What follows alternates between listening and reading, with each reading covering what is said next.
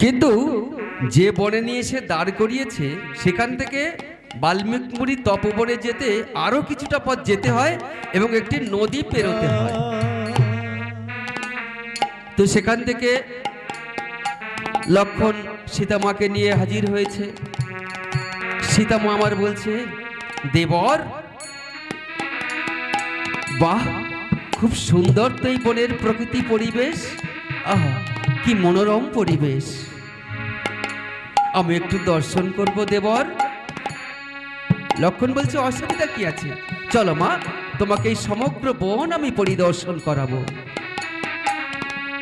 আজ লক্ষণের সঙ্গে সীতামাই আমার নদী ভ্রমণ করছেন, বন ভ্রমণ করছেন। আরে যেহেতু পঞ্চমাসের গর্ভবতী, তাই কিছুক্ষণ পরিভ্রমণ করার পর তার শরীরে অলসতা এসে ঘুম পেয়ে যায়। তখন সীতামা আমার লক্ষণকে বলছে, দেবর ও দেবর, আমি তো আর পথ চলতে পারছি না, আমার যে বড় বিশ্রামের প্রয়োজন।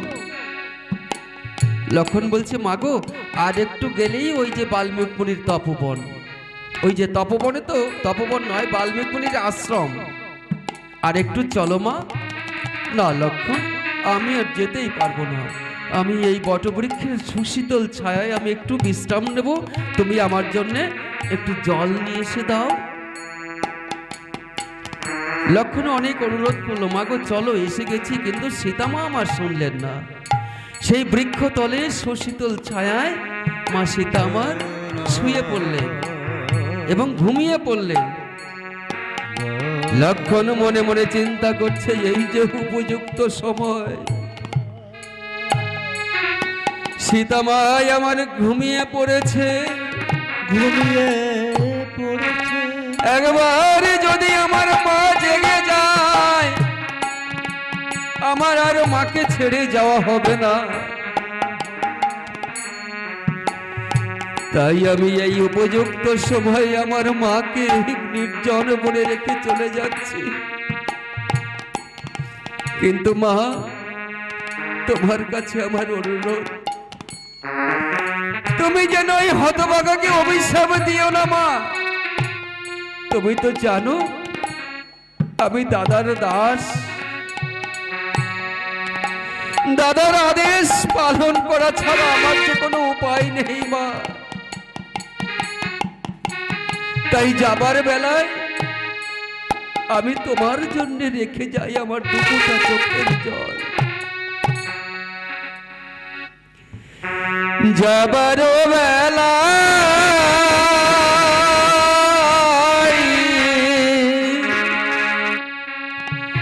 রেখে যাই মাগো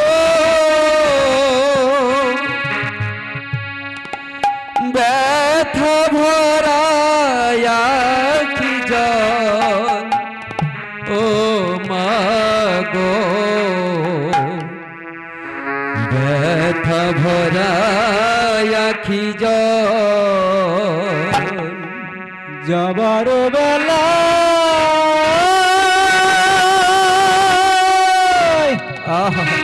রেখে যাই মাগো ব্যথা ভরা আখি জল, ও মাগো ব্যথা ভরা আখি জল, ও মাগো ব্যথা ভরা আখি জল, ও মা ব্যথা ভরা আখি জল। আরো বেলা রেখে যাই মাগো ব্যথা ভরা আখি জল, ও মাগো ব্যথা ভরা আখি জল, ও মাগো ব্যথা ভরা আখি জল।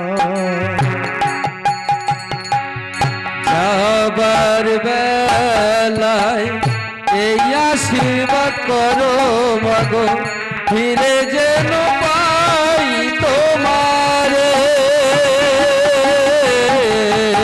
যাবার বেলায় এই আশীর্বাদ করো মাগো, ফিরে এসে যেন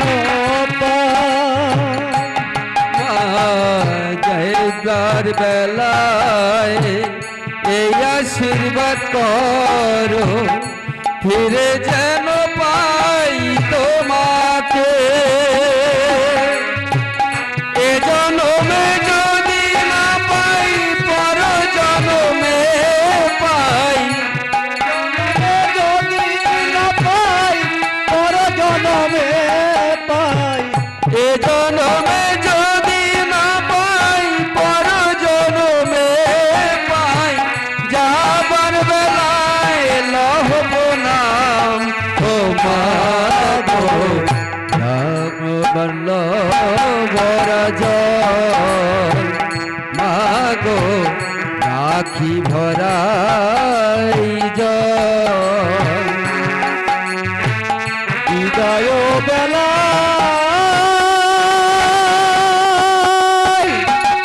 রেখে যাইবা গো, ব্যথা ভরা আখি জল ও মাগো, ব্যথা ভরা আখি জল ও মাগো। ব্যথা ভরা মা, আমি আসি মা। এই বলে ধীরে ধীরে বিদায় নিয়ে লক্ষণ চলে গেলে। সীতামার যখন ঘুম ভেঙেছে, ঘুম ভেঙে দেখে তার কাছে ব্যাঘ্র, শৃগাল, বন্য জন্তু তার দিকে ধেয়ে আসছে। আর সীতামা ভয়ে শিউরে উঠেছে, এ কি? কিন্তু যখনই প্রভুর রামের নাম স্মরণ করেছে, আশ্চর্য ব্যাপার, সেই সব ব্যাঘ্র, সিংহ, পশু যারা ছিল সব সীতামাকে দেখে পিছিয়ে চলে গেল, আর কেউ কাছে এলো না। তখন সীতা দেবী সমস্ত বন ঘুরে বেড়াচ্ছে আর কাঁদছে, হারাম হারাম বলে ক্রন্দন করছে। হে প্রভু, এ কি বিপদে ফেললে আবার? আমি কোথায় যাব, কার কাছে যাব?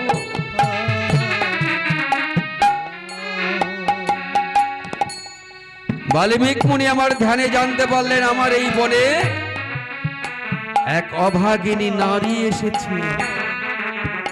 তাই বাল্মীকি মুনি ধীরে ধীরে এসে দেখছে এক অভাগিনী একাকিনী নারী বনে ঘুরে বেড়াচ্ছে। তার কাছে এসে বলছে, কে তুই মা? সীতা বলছে, পিতা, আমি এক হতভাগী পিতা, আমায় একটু আশ্রয় দেবে? মুনি বলছে, চিন্তা করছিস কেন মা? ওরে, যার কেউ নেই তার ভগবান আছে, তুই কোনো চিন্তা করিস না মা। ওই তো অদূরেই আমার আশ্রম, চল আমার সঙ্গে চল।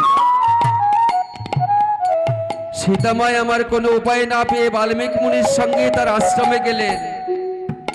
গিয়ে একদিন বাল্মীকি মুনিকে বলছে, পিতা, আমি একটা কথা বলবো।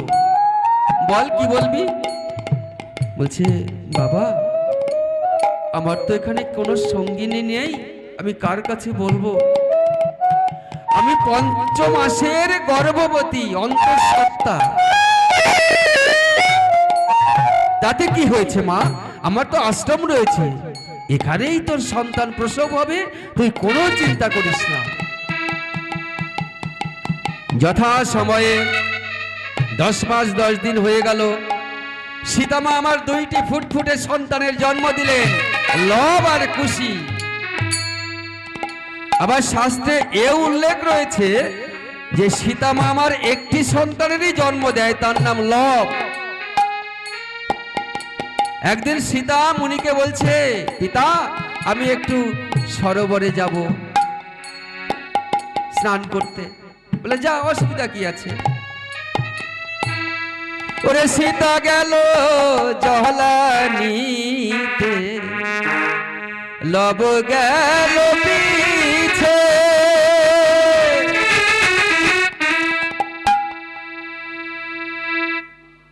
কিন্তু মুনি জানে না যে লব চলে গেছে।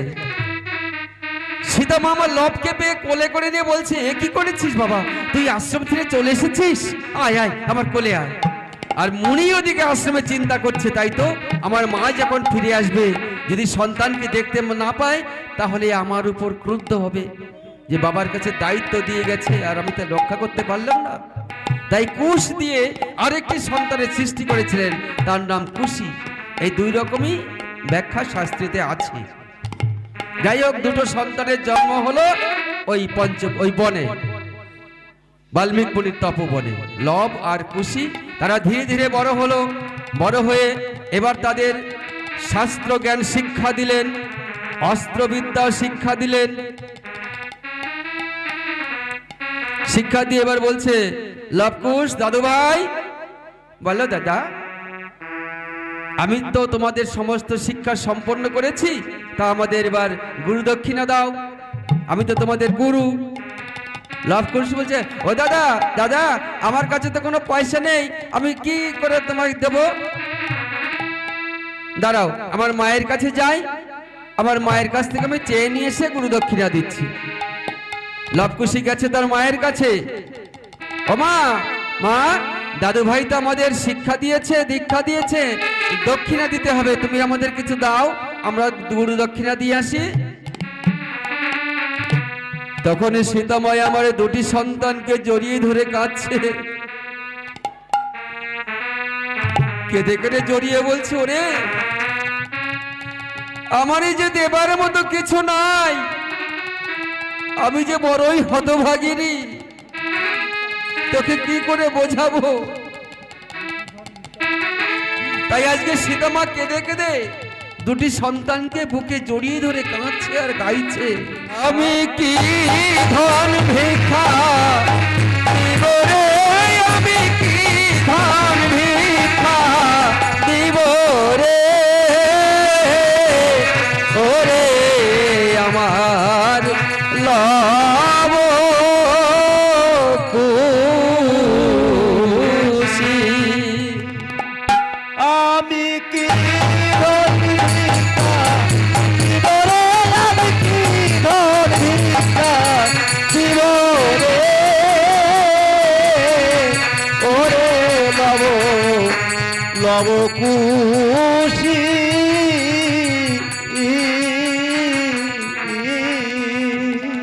ভবে আমি জনম দুঃখী বাবা,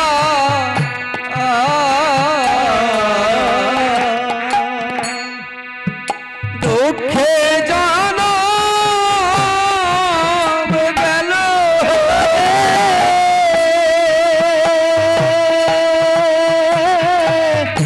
ওরে আবো লব কুশি।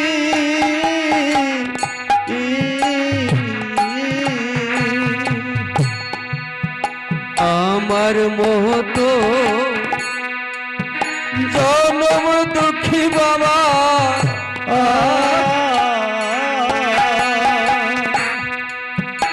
আর তো কেহ নাই,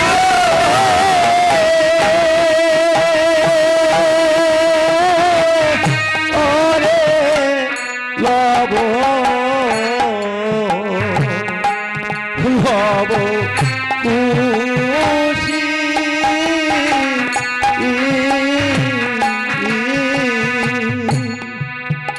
আমি বড় অভাগিনী,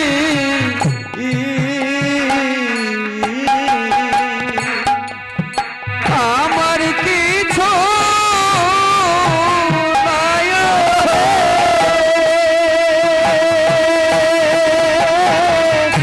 ওরে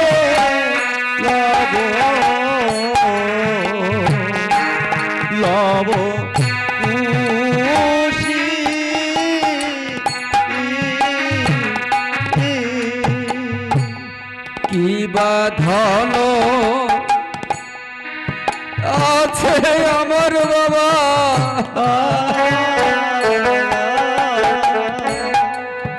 কি বা ভিক্ষা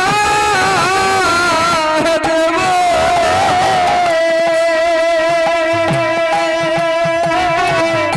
ওরে লব লব কুশি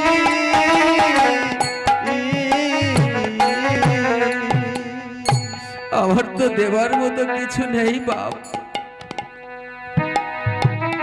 তখন বলছে মা তুমি কাঁদছো কেন মা, আমার দাদা ভাইকে বললে তিনি সব সইবেন, তুমি কেঁদো না মা। ছোট্ট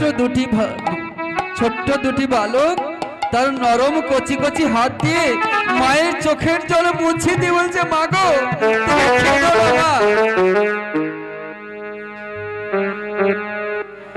আমি দাদা ভাইয়ের কাছে সব বলে দিচ্ছি। তখন দাদা ভাইকে এসে বলছে ও দাদা ভাই মায়ের কাছে তো কিছু ভিক্ষা পেলাম না, আমি কেমন করে গুরু দক্ষিণা দেব? বাল্মীকি মুনি বলছে কেন? দেখুন ভিক্ষাটা বড় বিষয় নয়,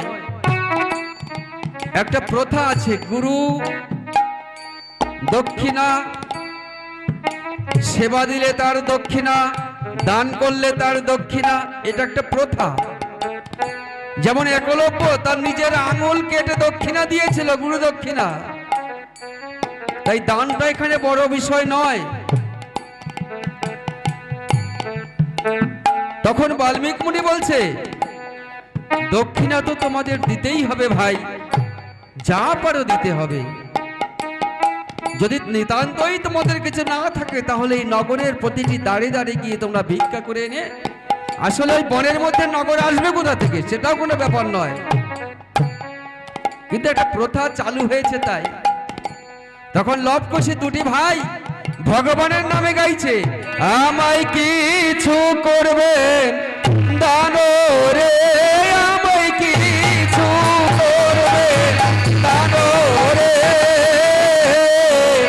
ওরে নগরবাসী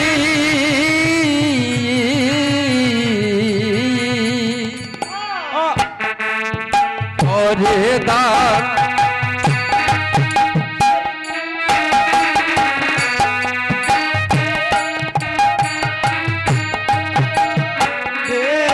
আমার কিছু করবে তা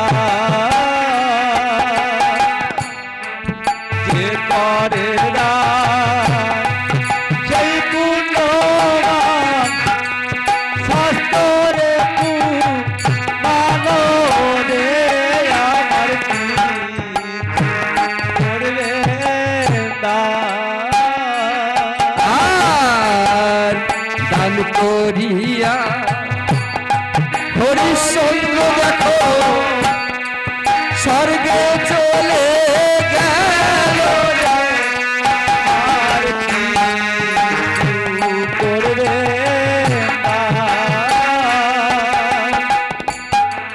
দান করি